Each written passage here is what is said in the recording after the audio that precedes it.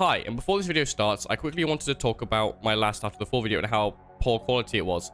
And I want to quickly just apologize for how bad it was. For anyone who saw it before I took it down, I assure you that will never happen again, as well as that I've rolled that video into this one to make up for it. So without further ado, let's jump straight into this.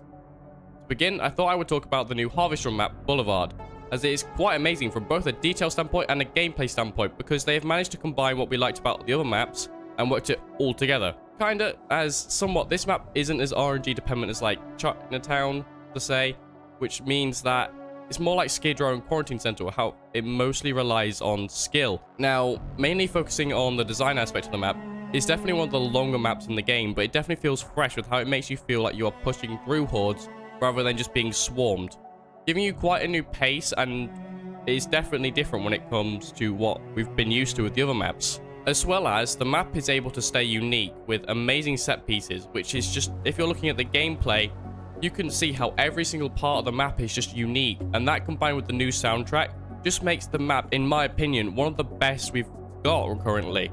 And you can definitely tell they've put the effort into it. Moving on, I quickly just wanted to talk about the skimmer. When we saw the concept art for a few months ago, we thought it was really cool, and I personally thought that we were going to have a replacement for the crawling enemies, and it would act like a mini eater.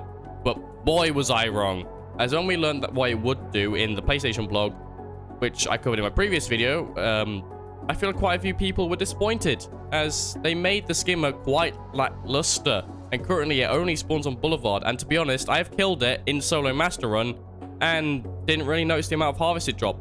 That isn't to say that I didn't check. I genuinely looked at my harvest counter on my arm, both before and after I killed it, and I didn't really notice a significant increase in my harvest, which makes it really, in my opinion, not worth going out for. So that's most of the new stuff covered, and I'll be covering everything else later in the video, so be prepared for that. So let's move straight on to the next part. But quick announcement, I just want to talk about that I'm doing a competition on my Discord, and I'll be going over my details later, so stick around for the end of the video for that. So we want to talk about some horde mode strats for both of the maps. So to begin, I thought I'd talk about Highway. So Highway has, well, 4 different ways, and I thought I'd give some callouts for you guys to be a bit more, well, strategic with this. So you have tank, bus, hill, and highway. But also the spawns are quite weird with how there is a left and right spawn, as there's a spawn right there and a spawn that drops down from there.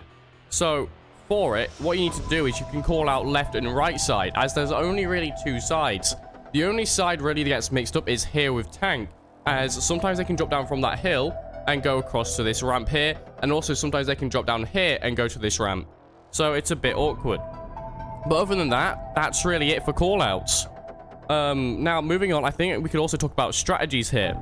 So when you have 4 players, there's quite an easy strategy you can do, where you have 2 players over by the highway side and 2 players over by the tank side. And this is because of this massive gazebo thing right here.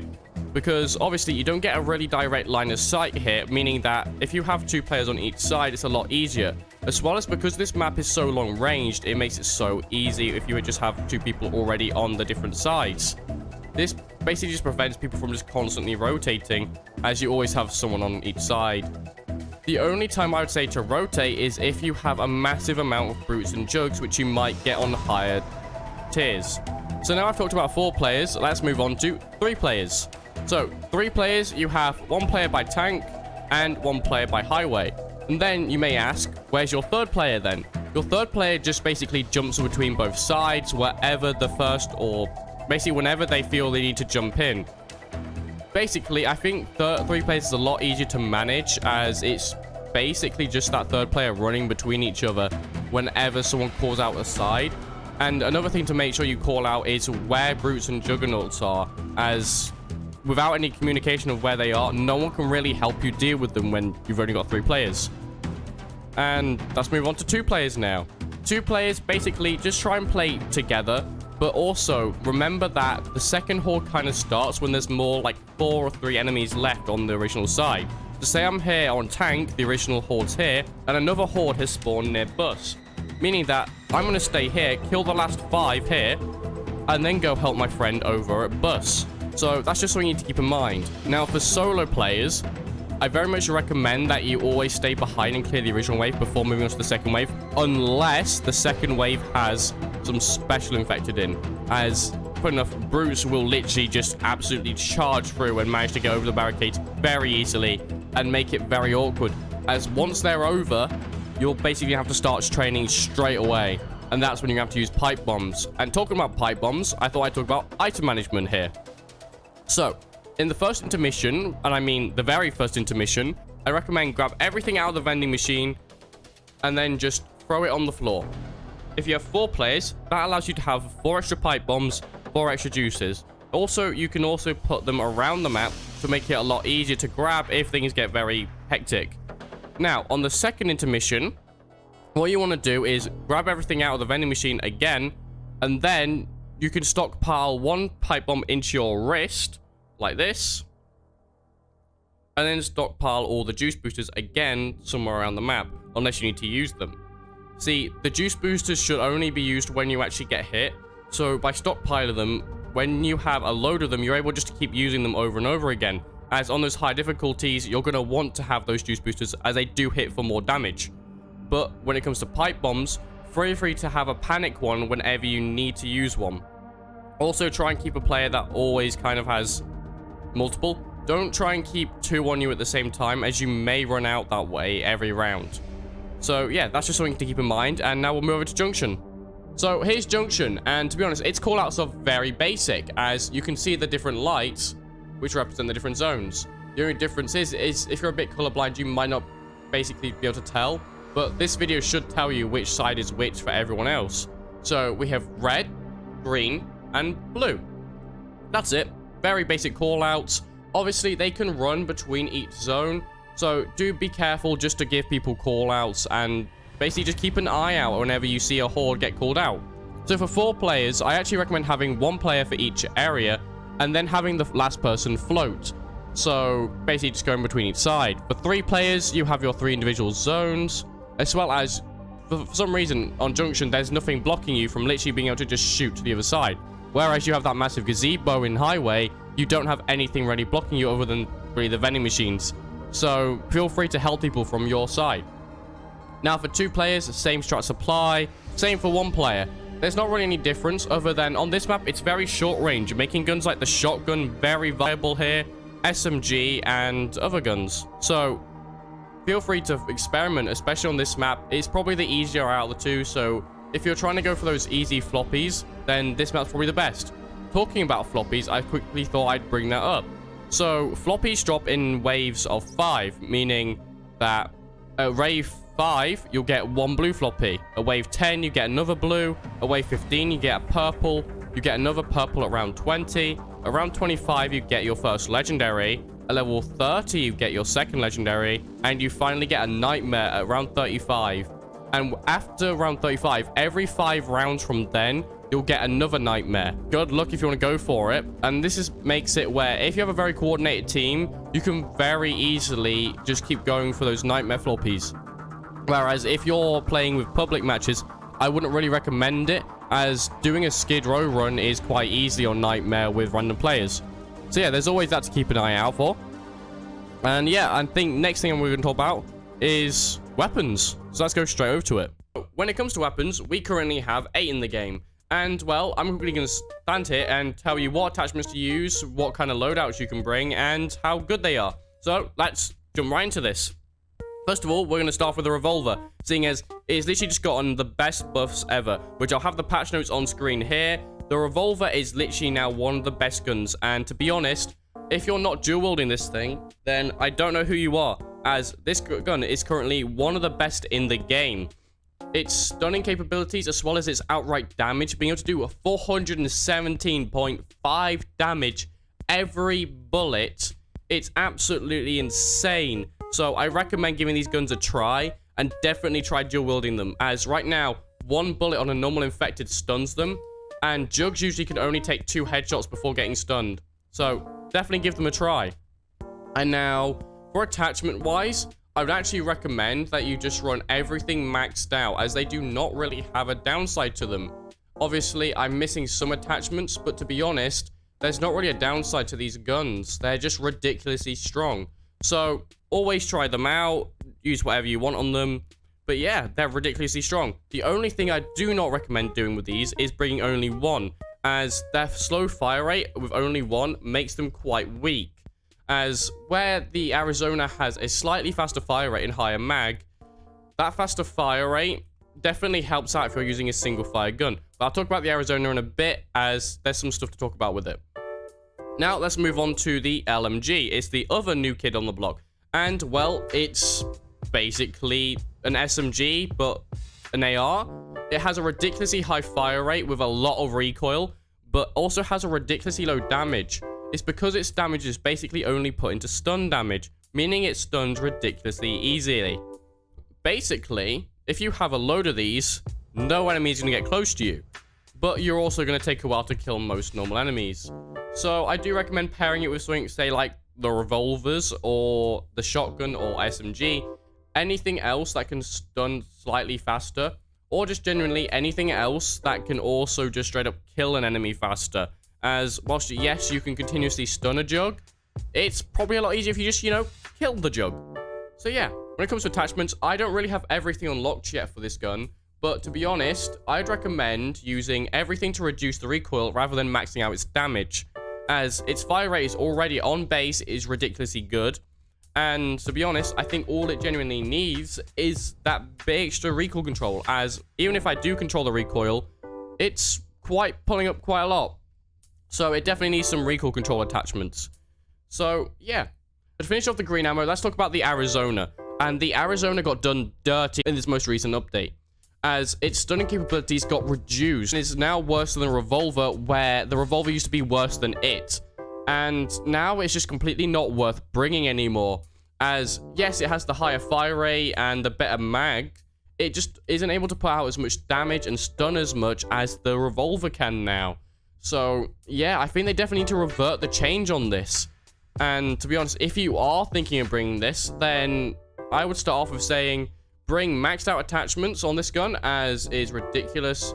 Even now you can see me, I'm one-handing it and just timing my shots with the prototype barrel, and it's working, firing quite fast. As well as even if you hold two-hand it, you can just completely just spam fire it. And if you're thinking of dual wielding, I'll show you a loadout for that as well. So when it comes to dual wielding the Arizonas, I actually recommend you bring the purple barrel. This reduces the recoil just enough to where you can use basically the legendary grip, and you can pretty much max out everything else on it. The only downside is obviously you have the lower damage because of the purple barrel. But to be honest, the fire rate used to make up for it. Now, I do not recommend actually doing this at all anymore, as like I said, the stunning capability got reduced with this most recent update, meaning that whilst this gun used to stun like hell, and I mean, it used to one-shot stun jugs in the head. It was ridiculous. So yeah, I do not really think people should be using them right now until they buff the Arizonas again, which hopefully they will. Another thing I quickly wanted to address is I obviously took off my sight on my Arizona. There's a big reason why I did this, as if I put my sights on my Arizona, if I'm dual wielding, they cover up a bit of my screen, and to be honest, you don't want that when you're dual wielding. You want to be able to see every single enemy as it comes towards you, and also be able to see where your guns are pointing, meaning that you're able to just keep adjusting and flicking to every enemy. So yeah, that's it with the Arizonas, and let's quickly cover the other guns. So now that I've covered both the green guns, I thought I'd cover the last blue gun, the SMG. And we all know what it is. It's the high fire rate, low damage killer of the game. Absolutely mad at stunning every enemy, and to be honest, is just ridiculous. And with a damage of only 35, it's still really great in the game. It's one of those clutch guns that can stun most enemies ridiculously fast and can save you in a bad situation.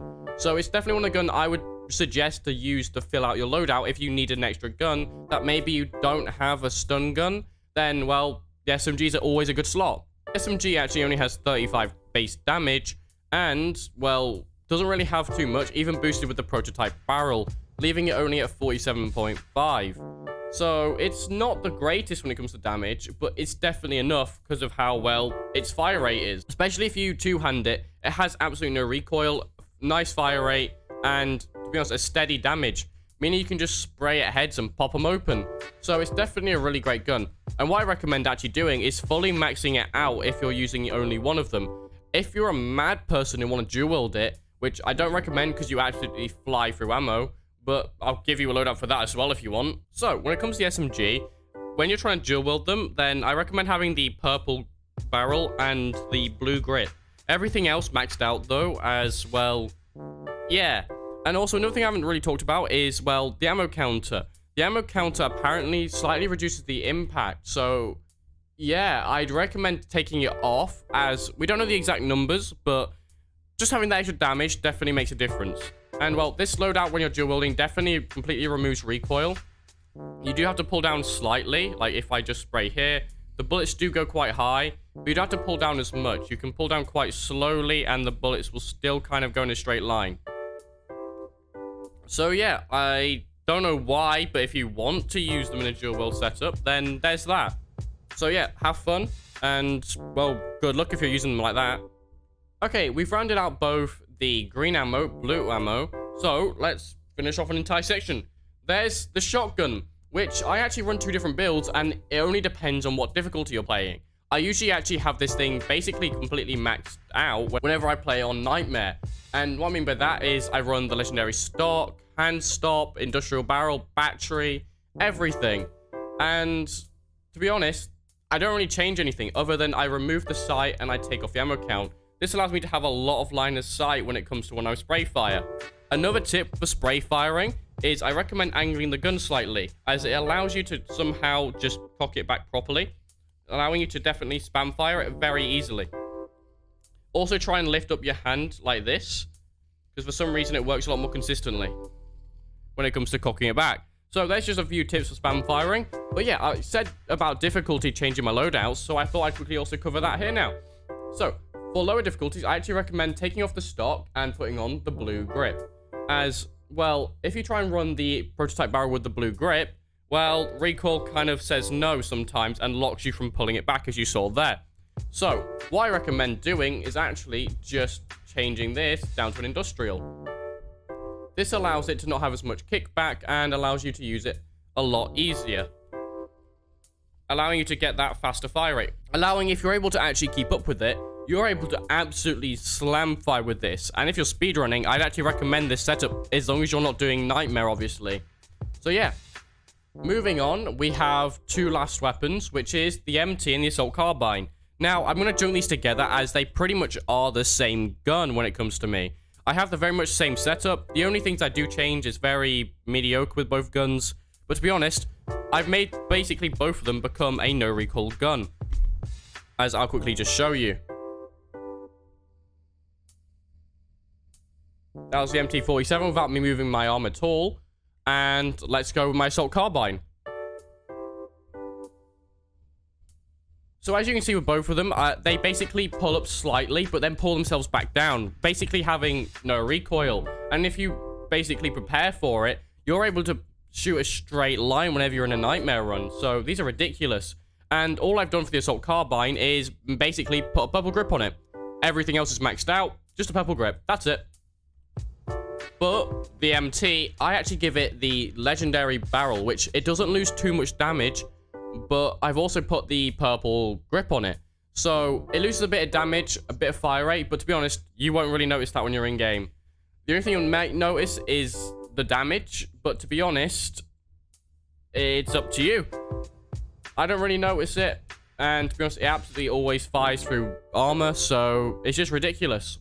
Well, the last thing I'd quickly cover is, well, the skins. And, well, as you can see, I'm the glorious Jimmy.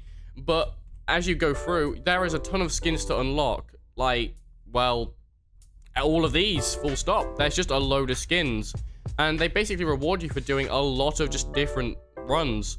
Some of them for time, some of them for healing, some of them just completing everything in general. And there's just a lot of things to do. So, yeah, I definitely recommend just going for these. And if you're trying to get back into the game, these skins are definitely something to work for. So that's everything I wanted to cover here. So let's go head over into Editing Matthew, as he has some final words and some things he wants to say. Hi, Editing Matthew here, and to be honest, I want to quickly cover that I'm holding a competition over on my Discord. So if you're interested, go over there and have a check. It'll be in the description, and I'll quickly just go through the instructions on how you can join. So let's go head over to that. Once you're here, click on the pinned messages, and then you'll see this big message here. just read through it and see if it's something you're interested in, and then click jump. If you feel like you definitely want to go in for this, then click on the thumbs up. Once you have the thumbs up, I'll give you the role, which currently these 4 have, which is called Racer. Once you have Racer, you'll be able to look into the, well, race category. Once you're here, go into the discussion, and I'll have a video out basically explaining everything that's going to be going on within this race. And eventually, when we've got enough people in, I'm going to be basically starting it. And all the details will be here for it. So if you want to join, then you know where to go now. And I hope to see you guys here. So yeah, and that's it. So yeah, that's the end of the video. And I hope you guys enjoyed. And I'll hopefully see you in the next one. If you enjoyed, feel free to like and subscribe. And yeah, I'll see you guys in the next one. Peace.